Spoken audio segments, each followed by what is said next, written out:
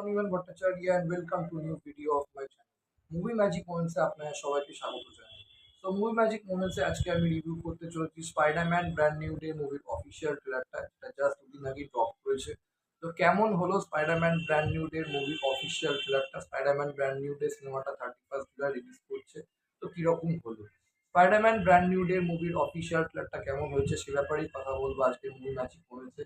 তো জুন ভিডিওটা স্পাইডারম্যান ব্র্যান্ড নিউ ডে মুভির অফিসিয়াল প্ল্যাটটা একটা ফ্রেশ ভাইব নিয়ে এসেছে। স্পাইডারম্যানের last film Spiderman no way হোমে আমরা জানি যে পিটার পার্কারকে সবাই ভুলে গেছে। পিটার পার্কার শুধু না, এমনকি তোমার স্পাইডারম্যানকেও সবাই ভুলে গেছে বলবো। এবং মানে ডক্টর স্ট্রেঞ্জ যাকে বলে, তোমার যখন ও লাস্টে যখন ও কন্ট্রোল করতে পারছিল না সমস্ত মাল্টিভার্সের ভিলেনগুলো যখন চলে আসতো, তখন টম হ্যালান্ড এসে স্পাইডারম্যান পিটার পার্কার এসে বলে যে একটা কাজ করো, একটাই ওয়ে যাকে বলে তোমার এদেরকে মানে আমার ইউনিভার্সে তোমার আশা থেকে স্টপ করা। তো কী করো, সবাইকে মানে ভুলিয়ে দাও যে পিটার পার্কার কে ছিল এবং স্পাইডারম্যানও কে ছিল এবং স্পাইডারম্যানের কী পরিচয় এবং স্পাইডারম্যানের কী কাজ সেটাও ভুলে দাও যাকে বলে। মানে নিউ ইয়র্কের সমস্ত লোক ভুলে গেছে পিটার পার্কার কে এবং স্পাইডারম্যানকেও ভুলে গেছে। এই হচ্ছে ব্যাপার। এইবার ট্রেলারটা এখানে মেন যখন শুরুই হয় দেখবেন ওরকমভাবেই স্টার্ট করেছে যে ওর যেটা মনে কষ্ট হচ্ছে, ওর একটা তোমার ইমোশনাল একটা স্ট্রাগল দেখাচ্ছে। মানে ও নিজের নর্মাল লাইফে তোমার ফেরার চেষ্টা করছে। ওর প্রিয় বন্ধু ওকে ভুলে গেছে, ওর যে গার্লফ্রেন্ড এমজে সে ওকে ভুলে গেছে, মানে ওকে কেউ হাই স্কুলের ওর যে বন্ধুরা ছিল তারাও ওকে ভুলে গেছে এবং নিউ ইয়র্কের সব লোকরাও স্পাইডারম্যানকেও ভুলে গেছে। তো সেটা একটা ওর ভেতরে যে একটা ইনার কনফ্লিক্ট হচ্ছে বলবো। কিন্তু তা সত্ত্বেও ওর যে দায়িত্ব স্পাইডারম্যানের হয়ে, যে একটা রেসপন্সিবিলিটি যে দুনিয়াকে বাঁচানো, যারা যারা বিপদে পড়ো তাদেরকে রক্ষা করা, সেই রেসপন্সিবিলিটি ও করে গেছে। কারণ ও জানে, যেহেতু আমরা সবাই জানি আমাদের এটা একদম খুব বাস্তব কথা যে with great power comes great responsibility. এটা নিয়ে কোনো ডাউট নেই। তো এইবার ও সেই রেসপন্সিবিলিটি দায়িত্বর সাথে তোমার পালন করছে বলবো। এইবার স্পাইডারম্যান তোমার নতুন যেখানে স্পাইডারম্যান থাকবে সেখানে এনিমি থাকবে, নিউ এনিমিও তোমার তৈরি হয়েছে, নতুন এনিমি। তো এখানে মুভির যে টোনটা, এখানে ডার্ক টোন প্লাস তোমার আমি বলবো ইমোশনাল দিকটা খুব হাইলাইট করেছে মুভিটাতে, বোঝা যাচ্ছে। মানে ওর যে ভেতরে একটা স্ট্রাগল, যে ওর সামনে ওর গার্লফ্রেন্ড রয়েছে, ওর প্রিয় বন্ধু রয়েছে, তারা ওকে চিনতে পারছে না। তো সেটা একটা বিশাল মনের কষ্ট। তো সেই দিকটা খুব ভালোভাবে দেখানো হয়েছে ট্রেলারে, সেটা উঠে এসেছে। আচ্ছা, ট্রেলারে তোমার টম হল্যান্ডের পারফরমেন্স খুব ভালো লাগছে। আমি বলবো ও জেনারেল স্পাইডারম্যান নো ওয়ে হোমে দারুণ পাঠ করেছে। এটাতে ওর পারফরমেন্স আরও বেশি ভালো লাগছে। এবং ওর যে লোনলিনেসটা এবং ওর যে কষ্টটা, ও নিজের যেহেতু এখন ওর চেনা মানুষ বলতে কেউ নেই, তার সেই জন্য তখন শেয়ার করতেও পারছে না। কিন্তু তার সাথে স্পাইডারম্যানের হয়ে যে রেসপন্সিবিলিটি, যে তোমার দুনিয়াকে বাঁচানো, সেই রেসপন্সিবিলিটি দুটোকে খুব সুন্দর করে বলবো তোমার অ্যাডজাস্ট করেছে। এবং সেটার একটা মিক্সচারের তোমার পাওয়া গেছে, তোমার মানে আভাস পাওয়া গেছে তোমার ট্রেলারটাতে, এবং সেটাকেই হাইলাইট করেছে। ট্রেলারটাতে তোমার ভিলেনদের অতটা কে ভিলেন, কিভাবে ভিলেন হচ্ছে সব কিছু দেখায়নি। ভিলেনদের হালকা একটা ছোঁয়া দিয়ে দিয়েছে বলবো। এবং ভিলেনরাও এখানে যথেষ্ট স্ট্রং, বেশ পাওয়ারফুল দেখানো হয়েছে। অ্যাকশন সিনসগুলো সিরিয়াসলি বলবো দারুণ রিয়ালিস্টিক এবং গ্রাউন্ডেড ফিল লাগছে। এবং সিজিআই বিশাল ভালো হয়েছে। মানে প্রথম যে সিনটা আছে যখন ও স্পাইডারম্যান তোমার ও বিল্ডিং থেকে ঝাঁপ দেয়, আমি যদি বলি, বা একটা সিনে যখন ওই যে একটা তোমার ওই ইয়েতে যখন ওই রাইনো বদমাস ছিল, আমি জানি না এখানে রাইনোকে ভিলেন রাখবে কিনা। রাইনো মেয়ে কথা হচ্ছিল রাইনো হয়তো ভিলেন হতে পারে, আই এম নট শিওর বলবো।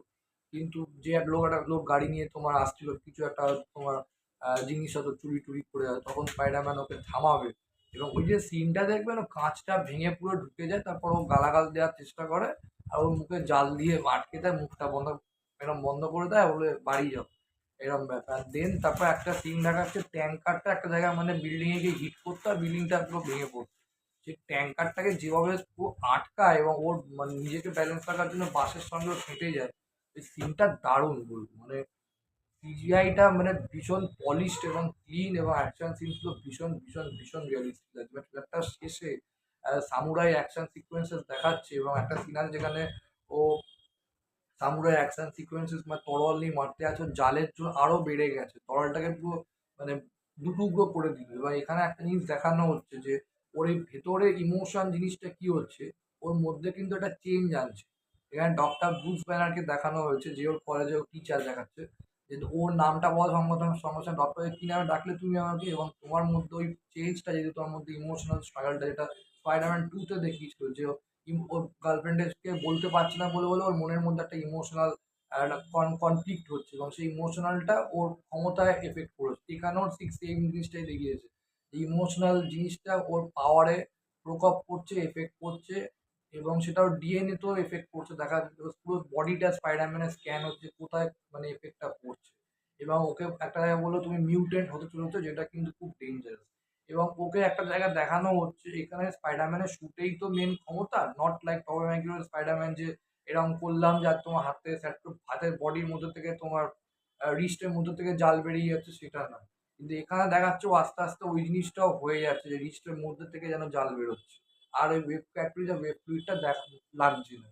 তো অনেক কিছু এলিমেন্ট আছে এই সিনেমাটা, আমি বলতে পারি দেখবার মতো। প্রথমত তো একটা ফ্রেশ তোমার কনসেপ্ট স্টোরি লাইন, যে মেমোরিটা ওকে কেউ মানে মনে করতে পারবে, ওর বন্ধু গার্লফ্রেন্ড এমজেকে ওকে মনে পড়বে কিনা।